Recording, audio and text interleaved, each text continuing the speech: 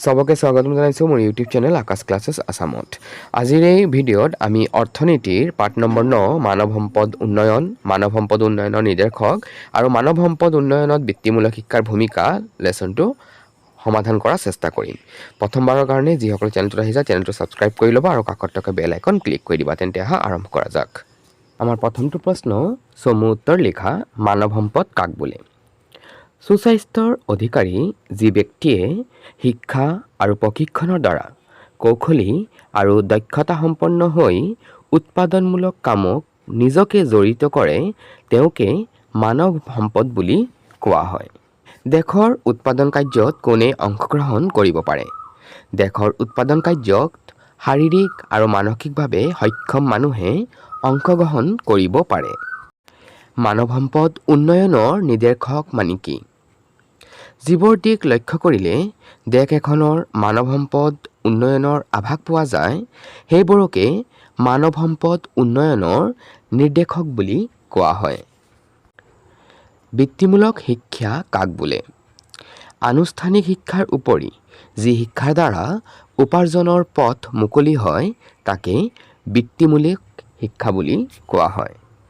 আৰু 1 নম্বৰৰ অন্তিমটো প্ৰশ্ন হৈছে মানৱ সম্পদৰ মূল চালিকা শক্তি কি? মানৱ সম্পদৰ মূল চালিকা শক্তি হ'ল স্বাস্থ্য, উপযুক্ত শিক্ষা আৰু প্ৰশিক্ষণ। এতিয়া আমি চাই লওঁ 2 নম্বৰ প্ৰশ্ন বহলাই আলোচনা কৰা। ক নম্বৰ মানৱ সম্পদ উন্নয়নৰ বাবে ল'বলগীয়া ব্যৱস্থাৱলী। মানৱ সম্পদ উন্নয়নৰ বাবে ল'বলগীয়া কেইটামান ব্যৱস্থাৱলী হ'ল মুঠ ৰাষ্ট্ৰীয় আয় বৃদ্ধি কৰা, দৰিদ্ৰতাৰ অনুপাত হ্ৰাস কৰা, নিয়োগ বৃদ্ধিৰ ব্যৱস্থা কৰা, ল'ৰা ছোৱালীৰ বাবে গুণগত প্ৰাথমিক শিক্ষা নিশ্চিত কৰা, দেশত জনসংখ্যা বৃদ্ধিৰ হাৰ হ্ৰাস কৰা, সাক্ষৰতা, আয় আৰু সামাজিক ন্যায়ৰ বেলিকা লিংগ বৈষম্য দূৰ কৰা, শিশু আৰু মাতৃৰ অকাল মৃত্যুৰ হাৰ হ্ৰাস কৰা, বিশুদ্ধ খোৱা পানীৰ ব্যৱস্থা কৰা আৰু স্বাস্থ্যকৰ পৰিৱেশ আৰু দুখীয়া শ্ৰেণীৰ বাবে বাসগৃহৰ ব্যৱস্থা কৰা। পৰৱৰ্তী প্ৰশ্ন মানৱ সম্পদ উন্নয়নৰ নিৰ্দেশকসমূহ। মানৱ সম্পদ উন্নয়নৰ কিছুমান উল্লেখযোগ্য নিৰ্দেশক হ'ল শিক্ষাৰ হাৰ, জীৱনৰ প্ৰত্যাশা, জন্মকালীন শিশুৰ মৃত্যুৰ হাৰ, জনমূৰি আয়, বিদ্যালয়ত নামভৰ্তি আৰু বিদ্যালয় এৰাৰ হাৰ, প্ৰতিষেধক টীকাকৰণৰ হাৰ আদি।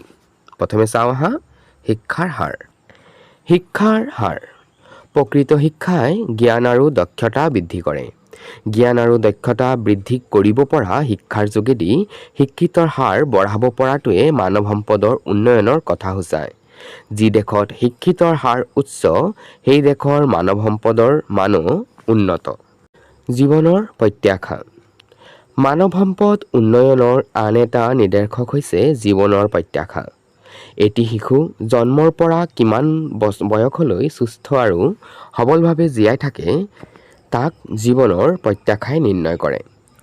এই প্ৰত্যাশা যিমানে বেছি হ'ব মানুহক সম্পদলৈ ৰূপান্তৰ কৰাৰ হাৰো সিমানেই বেছি হ'ব।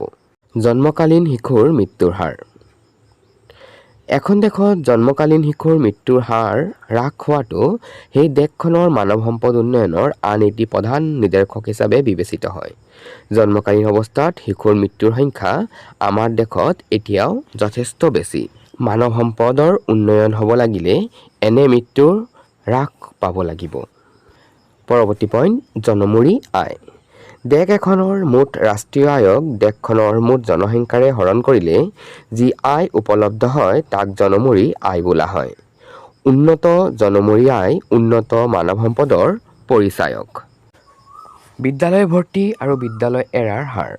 প্ৰাথমিক স্তৰৰ পৰা উচ্চ শিক্ষাৰ স্তৰ পৰ্যন্ত বিদ্যালয় মহাবিদ্যালয়সমূহত ছাত্ৰ ছাত্ৰীৰ ভৰ্তিকৰণৰ হাৰ উচ্চ আৰু বিদ্যালয় বা মহাবিদ্যালয় এৰাৰ হাৰ নিম্ন হোৱাটো মানৱ সম্পদৰ উন্নয়নৰ আন এটি উল্লেখযোগ্য নিৰ্দেশক। আৰু অন্তিমটো হৈছে প্ৰতিষেধক টীকাকৰণৰ হাৰ।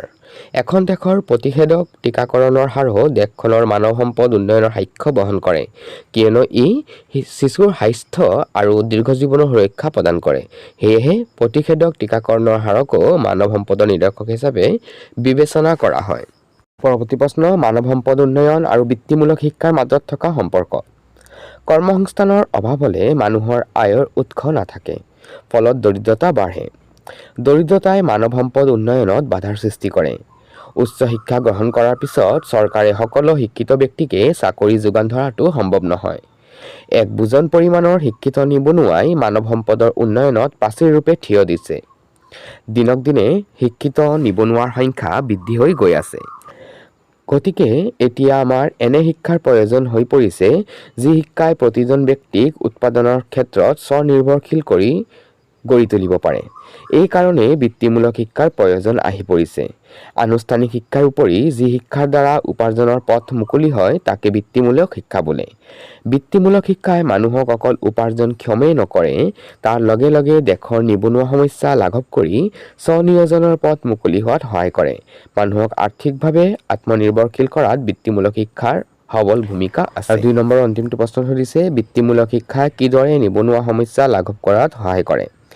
আনুষ্ঠানিক শিক্ষাৰ উপৰি যি শিক্ষাৰ দ্বাৰা উপাৰ্জনৰ পথ মুকলি হয় তাকে বৃত্তিমূলক শিক্ষা বোলে। দিনক দিনে শিক্ষিত নিবনুৱাৰ সংখ্যা বৃদ্ধি হৈ গৈ আছে। গতিকে এতিয়া আমাৰ এনে শিক্ষাৰ প্ৰয়োজন হৈ পৰিছে যি শিক্ষাই প্ৰতিজন ব্যক্তিক উৎপাদনৰ ক্ষেত্ৰত স্বনিৰ্ভৰশীল কৰি গঢ়ি তুলিব পাৰে। বৃত্তিমূলক শিক্ষাই মানুহক আৰ্থিকভাৱে আত্মনিৰ্ভৰশীল কৰি স্বনিয়োজনত অৰিহণা যোগাই নিবনুৱা সমস্যা লাঘৱ কৰাত সহায় কৰে। এতিয়া আমি চাওঁ আহা প্ৰশ্ন নম্বৰ ৩, শুদ্ধ অশুদ্ধ নিৰ্ণয় কৰা। প্ৰাকৃতিক সম্পদৰ বৃদ্ধি হ'লে দেশৰ উৎপাদন বৃদ্ধি হয়। এয়া হ'ব কি? অশুদ্ধ। মানুহ মাত্ৰেই মানৱ সম্পদ নহয়, এয়া শুদ্ধ। মই অশুদ্ধকেইটা ক্ৰছ কৰি দিছোঁ আৰু শুদ্ধকেইটা টিক চিন কৰি দিছোঁ। তোমালোকে কিন্তু শুদ্ধ আৰু অশুদ্ধ বুলিহে লিখিবা। জনসংখ্যা বৃদ্ধিয়েই মানৱ সম্পদৰ বৃদ্ধি হোৱা নুবুজায়, এয়া শুদ্ধ। উচ্চ জীৱন প্ৰত্যাশাই অনুন্নত মানৱ সম্পদক সূচায়, এয়া অশুদ্ধ। ৰাষ্ট্ৰীয় আয়ৰ বৃদ্ধিয়ে দেশ এখন স্বাৱলম্বী হোৱাত সহায় কৰে, এয়া হ'ব শুদ্ধ। জন্মকালীন শিশুৰ মৃত্যুৰ হাৰে মানৱ সম্পদ উন্নয়নত বাধাৰ সৃষ্টি কৰে, এয়া শুদ্ধ। এতিয়া চাই লওঁ আহা খালী ঠাই পূৰ কৰা।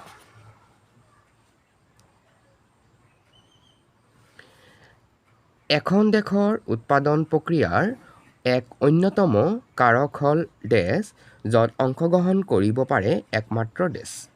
তো এখন দেশৰ উৎপাদন প্ৰক্ৰিয়াৰ অন্যতম কাৰক হ'ল শ্ৰম, য'ত অংশগ্ৰহণ কৰিব পাৰে একমাত্ৰ মানুহে।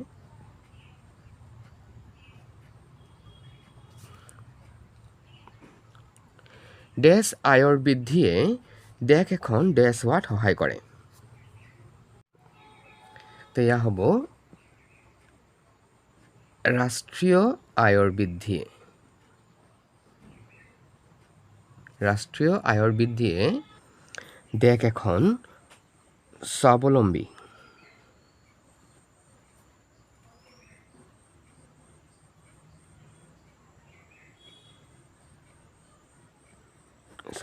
হোৱাত সহায় কৰে।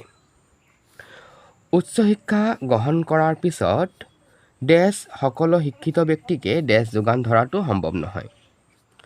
চৰকাৰে সকলো শিক্ষিত ব্যক্তিক চাকৰি যোগান ধৰাটো সম্ভৱ নহয়।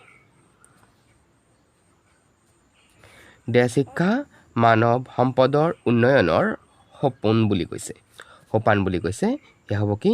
গুণগত শিক্ষা। গুণগত শিক্ষা মানৱ সম্পদ উন্নয়নৰ প্ৰাথমিক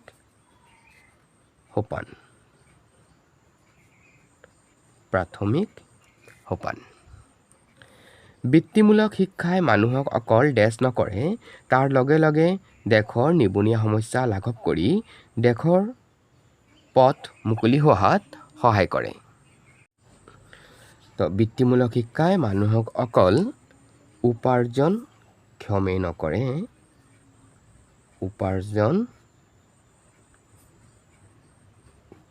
সময় নকৰে তাৰ লগে লগে দেশৰ নিবনুৱা সমস্যা লাঘৱ কৰি